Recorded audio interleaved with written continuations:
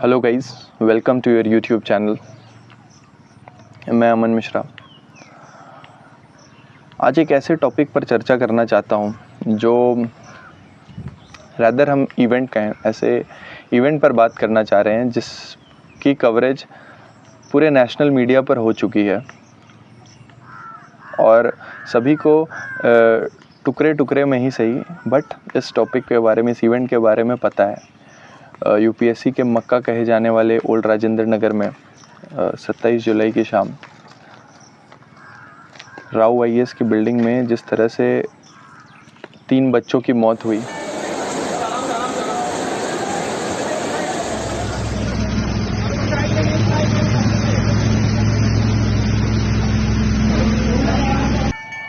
उस घटना ने पूरे समाज को, पूरे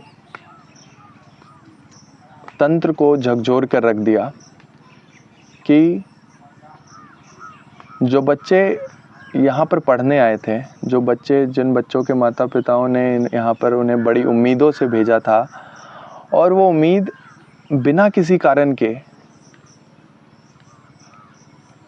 वो उम्मीद ख़त्म हो गई। ये डेथ बिल्कुल अवॉइडेबल था, जैसा कि मैं समझता हूँ। ये डेथ बिल्कुल अवॉइडेबल था क्योंकि बारिश का पानी जमना ये कोई नेचुरल डिज़ास्टर नहीं है।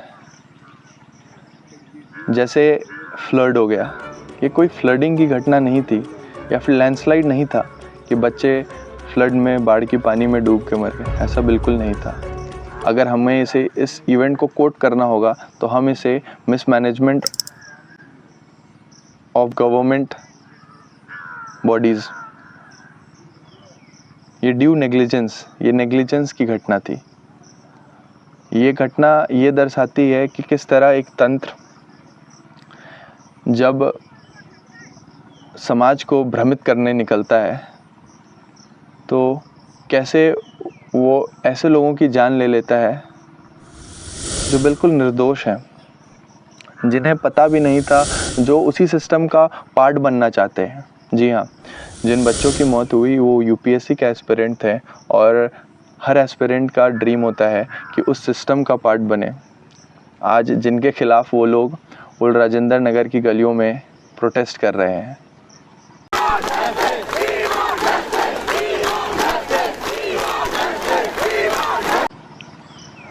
लोगों ने कहा कि अलग अलग स्कैटर्ड डिमांड्स हैं, बट मुझे ऐसा पर्सनली नहीं लगता है कि डिमांड्स बहुत ज़्यादा ऑर्गेनाइज्ड हैं।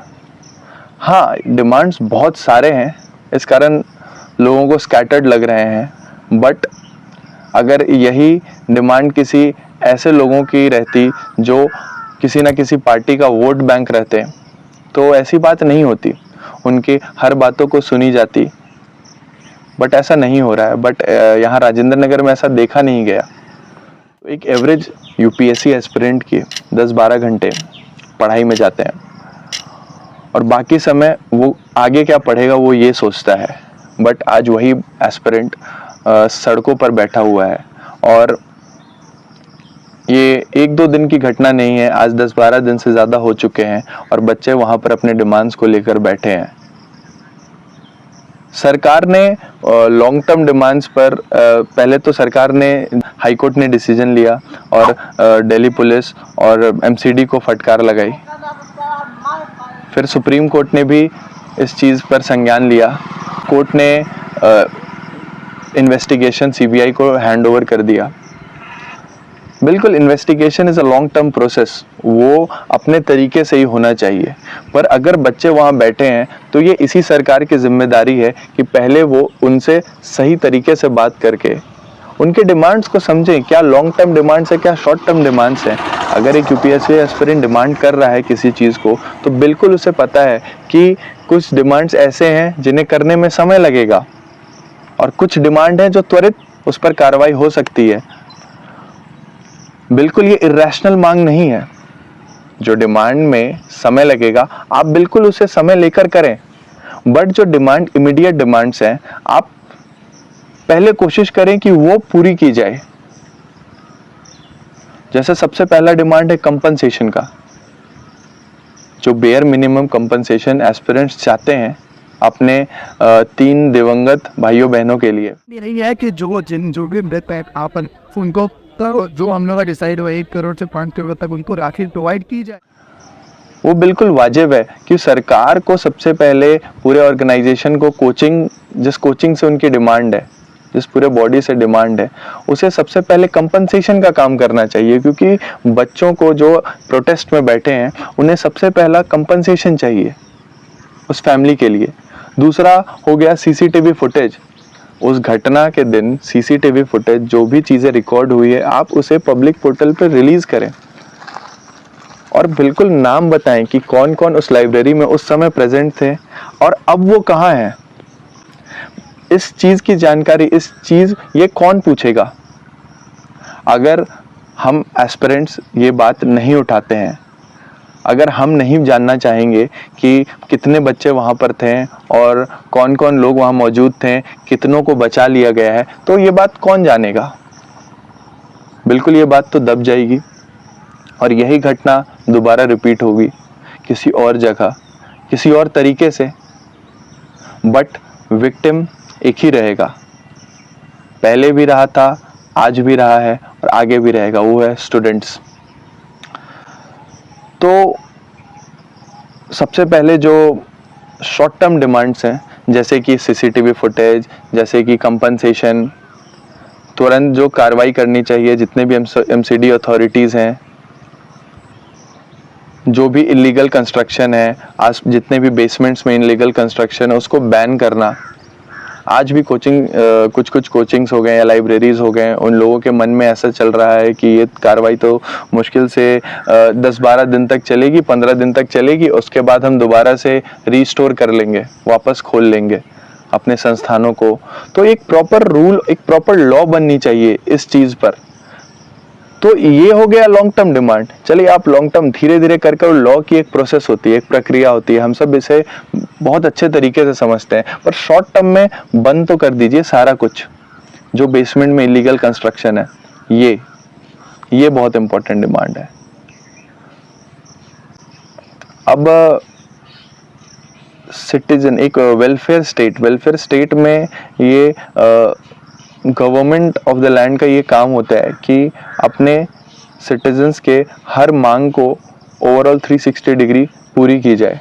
जो बेसिक डिमांड्स हैं, एजुकेशन, हेल्थ केयर, और जिस तरह से आजकल मतलब इस साल हमें जैसे नीट स्कैम सुनने को मिला, इतने पेपर लीक्स सुनने को मिले, तो उससे ये समझ में आता है कि जो बेसिक ड्यूटी है अथॉरिटीज़ की वो फुलफिल नहीं हो पा रही है हमारे समाज में, और जो हमारा बेसिक नीड है एज अ सिटीज़न वो कॉम्प्रोमाइज्ड है। Education is our basic need. बच्चे पढ़ेंगे नहीं तो बढ़ेंगे कैसे? एक एस्पिरेंट जो पूरे साल मेहनत करता है और एग्ज़ाम हॉल तक पहुंचता है, वो निकलते ही क्या देखता है? रिजल्ट से पहले, आंसर की मिलाने से पहले वो पेपर लीक हो चुका है। सोचिए कैसे ये मनोबल उसका कैसे बना रह सकता है, अगली बार वो दोबारा कैसे तैयारी कर सकता है? कौन सी ऐसी बॉडी है जो ये सुनिश्चित कर दे, वो जो इसे इंश्योर करे कि अगली बार उसके साथ ये चीज़ नहीं होगी? मेहनत करेंगे, हम लोग कर्म करने के लिए तैयार हैं, लेकिन हम लोग धाधली बर्दाश्त नहीं करेंगे। अब नहीं करेंगे बर्दाश्त, धाधली बर्दाश्त नहीं करेंगे। सरकार को समझना चाहिए आज जो ये बच्चे हैं वही आगे जाकर एक वेल मैनेज्ड सिटीजन्स बनने वाले हैं और यही समाज में अलग अलग पदों पर जाकर अपना काम करेंगे। और अगर इनके डिमांड्स को फुलफिल नहीं की गई और ये अगर उत्पीड़न से बड़े हुए तो जैसा आप बोओगे वैसा खाने को मिलेगा उस समाज को। जो समाज जैसा बोएगा वैसा खाएगा। तो स्टूडेंट्स समाज में एक तरह से आप शिक्षा बोने का काम करते हैं, और अगर उत्पीड़न बोई जाएगी तो प्रतिशोध बाहर निकलेगा। बिल्कुल। ओल्ड राजेंद्र नगर के इस घटना को मैं इन चंद लाइनों से एड्रेस करना चाहूँगा कि किस मोड़, किस मंज़र, किस सफ़र पे हैं बच्चे न जाने क्यों बेसब्र हैं, किस मोड़, किस मंजर, किस सफ़र पे हैं। बच्चे न जाने क्यों बेसब्र हैं, युवा नहीं खुद को वायु कहने वाले, बहना छोड़कर न जाने क्यों सड़क पे हैं।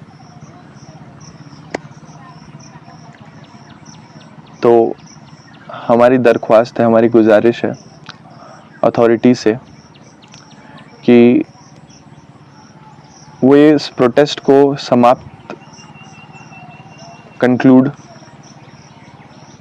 करने के लिए कुछ काम करे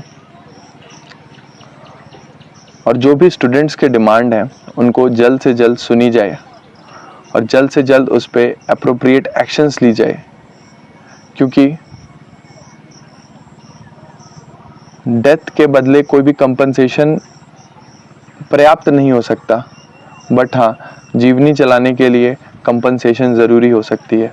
क्योंकि आज जो वो बच्चों की मौत हुई है वो अपने घर के फ्यूचर में घर का सहारा बनते हैं, अलग अलग पदों पर जब उनका चयन होता है घर का सहारा बनते हैं, और इस भ्रष्ट तंत्र ने उनके सहारे, उनके माँ बाप के लाठी को तोड़ा है।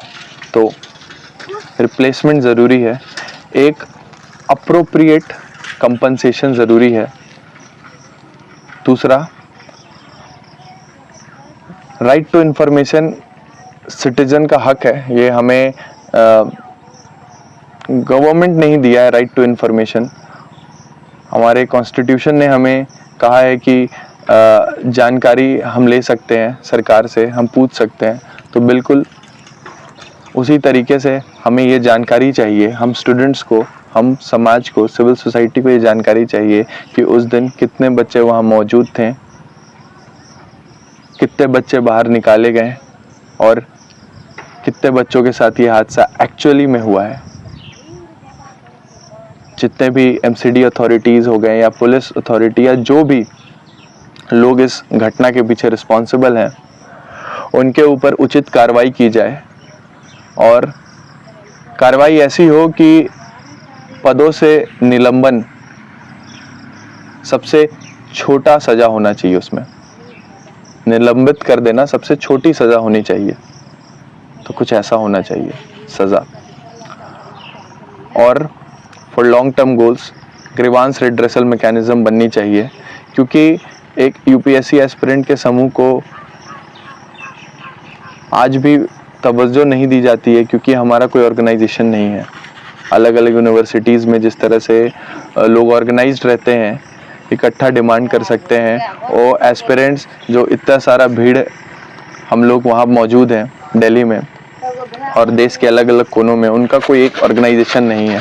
तो ये सरकार से डिमांड है ग्रीवांस रिड्रेसल मैकेनिज्म बनाई जाए, जहाँ पर बच्चे अपने ग्रीवांसेस को कहें और उस ग्रीवांस रिड्रेसल मैकेनिज्म के अंदर कुछ स्टूडेंट्स भी चयनित करके जाने चाहिए। अलग अलग कोचिंग लेवल पर, अलग अलग कोचिंग लेवल पर अपने अपने मैकेनिज्म्स हो सकते हैं, जहाँ स्टूडेंट्स भी जिसके पार्ट हों। तो ऐसे में बच्चों को किसी भी डिमांड को रेज करने में सहूलियत मिलेगी, वो आसानी से अपने डिमांड को रख पाएंगे तंत्र के सामने। अंत में बस यही कहना चाहेंगे कि समाज तभी प्रगति करेगा जब हमारे समाज के युवा सिर्फ शिक्षित नहीं, एक अच्छे प्रक्रिया से, एक अच्छे प्रोसेस से शिक्षित होंगे। अमृतकाल, भारत आज अमृतकाल में है, 75 साल आज़ादी के हो चुके हैं, और फिर भी अगर बेसिक इंफ्रास्ट्रक्चरल इश्यूज के कारण अगर बच्चों की जान जाती है तो ये विषय सोचनीय है। सोचनीय है ये घटना कि निर्दोषों की जान चली जा रही है और तंत्र के बड़े बड़े आला अधिकारी चुप्पी साधे हुए हैं। सोचनीय है ये घटना जी। सरकार से बस यही गुजारिश है, सारे इंस्टीट्यूशन से, कोचिंग सेंटर से ये गुजारिश है कि जल्द से जल्द स्टूडेंट्स की डिमांड को पूरी की जाए और उन्हें अपने जगह अपने लाइब्रेरीज़ के टेबल पर वापस भेजा जाए, क्योंकि वो आज पढ़ेंगे तभी तंत्र का हिस्सा बनकर इस तंत्र में बदलाव ला पाएंगे और ओवरऑल पूरे समाज में बदलाव ला पाएंगे। तो धन्यवाद।